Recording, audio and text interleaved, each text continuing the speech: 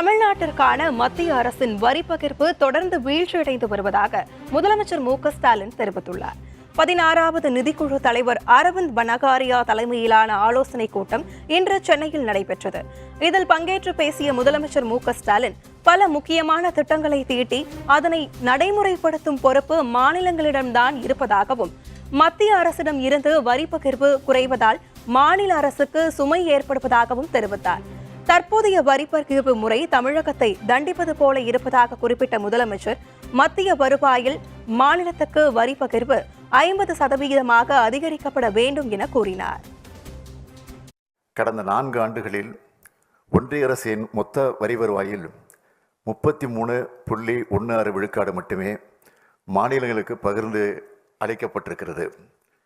மாநிலங்களுக்கான வரி பகிர்வில் இடம்பெற்றிருக்கும் மேல்வரி மற்றும் கூடுதல் கட்டணம் ஆகியவற்றை ஒன்றிய அரசு இக்காலகட்டத்தில் பெருமளவு உயர்த்தியதே இதற்கு முக்கிய காரணம். அது மட்டுமின்றி ஒன்றிய அரசும் மாநில அரசுகளும் இணைந்து செயல்படுத்திடும் திட்டங்களுக்கான மாநில அரசின் பங்குத்தொகை தொடர்ந்து உயர்ந்து வருவதும் தமிழ்நாடு போன்ற மாநிலங்களின் நிதிநிலையை மேலும் பாதிக்கின்றது. ஒருபுறம் ஒன்றிய அரசிலிருந்து வரவேண்டிய வரி பகிர்வு குறைவதால் மாநில அரசுகளுக்கு ஏற்படும் பாதிப்புகள், மறுபுறம் ஒன்றிய அரசு அறிமுகப்படுத்தும் திட்டங்களுக்கு மாநில அரசு செலவிடும் அதிக நிதி என இரண்டுமே மாநில அரசுகளுக்கு பெரும் சுமையை ஏற்படுத்துகின்றன.